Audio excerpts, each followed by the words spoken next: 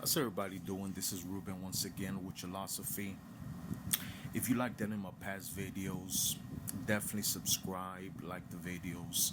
It's always greatly appreciated. Now, today I want to talk about an underdog story. Something that can go ahead and motivate you guys, especially if you're in a low place right now. If you feel defeated, if you feel that the world is against you, life itself is against you. Of course, like I always say, the philosophy process is to plug in. That will go ahead and allow you to go ahead and overcome any challenge that may be present. Because the goal is always to feel good. When you feel good, you attract the good stuff to you. So,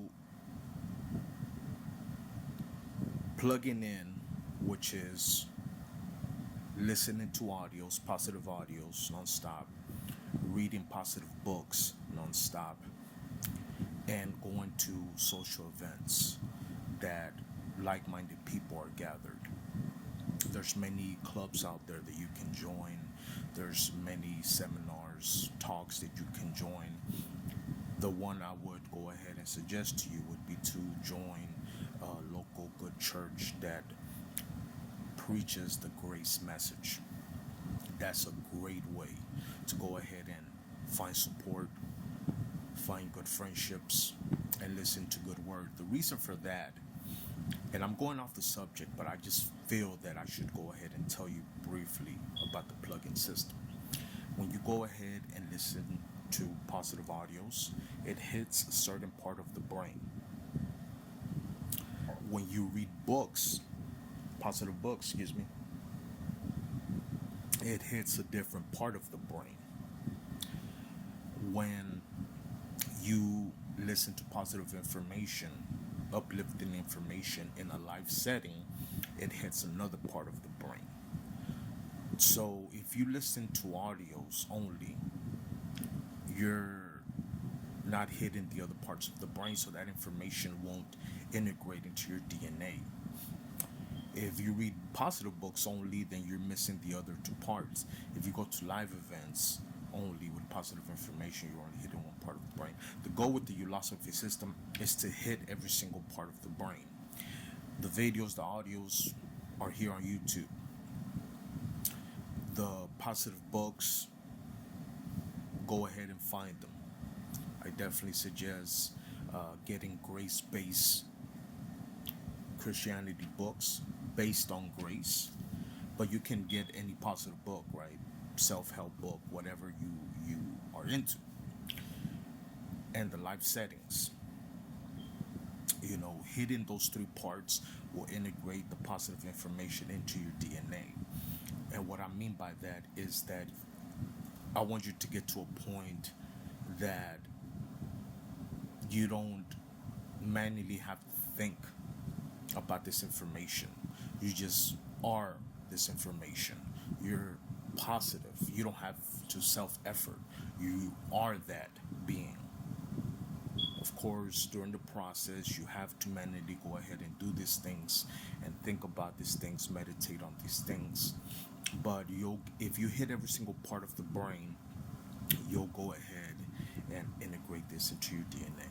So basically, I want to talk about, I'm really into boxing. That's like the only sport I'm into. I'm not into any other sport but boxing. I really like it. Ever since I was a kid, I always watch boxing matches with my dad. Now, I want to talk about a recent event that happened, and that's champion Andy Ruiz beating Joshua on the seventh round through TKO. Now, Anthony Joshua was the undefeated champion. Most of his fights were won by knockout or TKO. So, Andy Ruiz only had one loss, which that one loss was controversial. Many people say that Andy Ruiz won. Now, Andy Ruiz was the underdog. People gave him, I believe the statistics was 1 to 11 that he would win. So basically, almost nothing. And I mean, I don't blame those people because Anthony Joshua was the undefeated champion. People love to see undefeated champions win and see how far they can get, or even with losses, right? So I don't blame them. So, and Andy Ruiz was the underdog, and he ended up TKOing Anthony Joshua. He knocked him down, I believe it was 4 times. But before those 4 knockouts, Andy Ruiz hit the mat. Anthony Joshua was able to go ahead and make him hit the floor, and he fell down and with a good punch. And people at that point thought it was over. Anthony Joshua was going to go ahead and knock this guy out. And the Ruiz, within the 10-20 second period after that, after he hit the mat, was able to go ahead and, you know, make a good punch and knock Anthony Joshua down to the floor. He got up and knocked him down again in that same round. Then in the seventh, he knocked him out 2 times. The referee thought it was enough. Anthony Joshua looked gassed, like he didn't want to continue. You could tell. The referee stopped it, and the Ruiz won by TKO, and he became the first Mexican heavyweight champion in history. So there was never heavyweight champion Mexican descent. Now I want to talk about how he manifested this into his life. I saw the interviews, I saw the fight itself, and I saw certain things that portray a champion mindset, and I want you to go ahead and listen to this, and hopefully it will help you guys again, especially if you feel defeated, if you feel low, if you feel like the world's against you, if you feel like the odds are far off between you and whatever challenge you have. So I want to talk about how he knew, Andy Ruiz knew he was going to be champion. If you listen to the interviews, look at the interviews, he never said, oh, well, may the best man win, like most other boxers. Oh, I'm going to give it my best, and hopefully we'll go ahead and have our hand raised at the end of the fight. Or, he's a great champion, and, I'm going to give it my best. And so forth, right? Like most other humble boxers say. In every single interview, when they asked him, what do you think the outcome will be? He said, I will win this fight. I will be champion. And you could tell the tone in his voice. You can see the energy coming out, that he really was serious. Like he really was, I'm going to be champion, or either I'm going to die on that mat, but I will win this fight.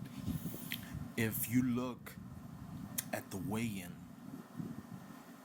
he goes ahead and, what most boxers do at the weigh-in is that the champion would go ahead and have the other opponent hold the belt with them, right? Most boxers don't do that. They go ahead and reject that holding and goes ahead and just puts his hand up ready, telling the people, I'm ready for this. Anthony Ruiz did hold the belt. You could see where he touches the belt. Like he's like, you're mine. He touches the belt. He goes ahead and hold it like if it was his. You could tell in the way, you should go and watch it. So he knew he was going to be champion. He either was going to die or be champion. So that's the mindset that you must have whenever a challenge comes about, especially if you have doubters. He was a warrior. As I mentioned, he went in there with the most motivated, with knowing he was going to win. And guess what happened? He hit the floor. I believe it was the second or third round or fourth round, one of those. But he hit the floor. Anthony Joshua was able to hit him with a good shot. He hit the floor. Imagine what your mindset at that point is. It's like I was so motivated here. Now I'm at the floor.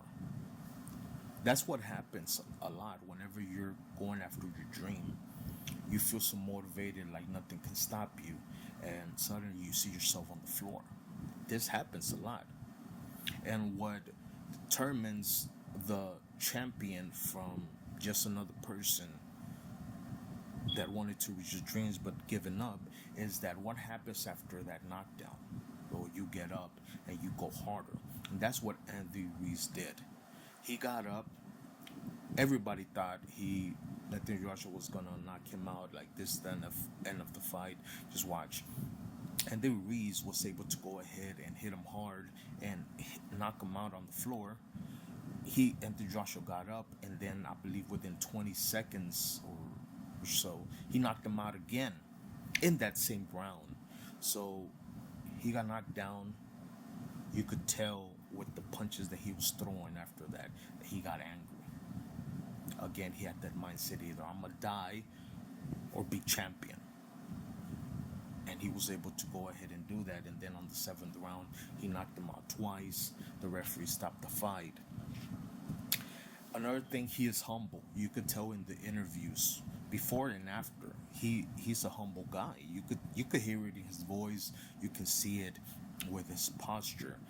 Although he is champion, he does show that pride. He is still humble. He goes ahead and talks to the press, and goes ahead and says, I knew I was going to be champion, and sure, I'll give Anthony Joshua a rematch. I'm here to stay, but I love my family. In the post fight, he even tells his mom, hey, we don't have to suffer no more. Everything's going to change. So you can tell he did that for his family. He did that for those he loved. Even if you don't have a family, you know, develop friendships. Friendships are very important. Um, Joining your local church, you'll find a lot of positive people. Going to seminars and so forth, you can find a lot of people. So, developing friendships is very important. A great book is Dale Carnegie, How to Win Friends and Influence People. Reading that book, and that book is something that you must go ahead and read on and on and on. Always have that book. Read a little bit every day.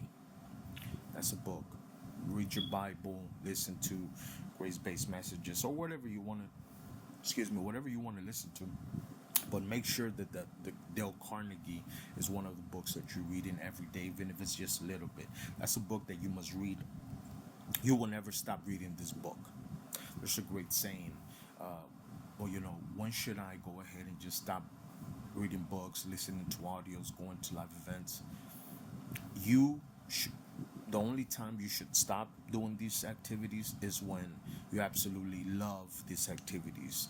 You absolutely can't wait to go ahead and read another book, listen to another audio, go to another live event. At that point, you can stop.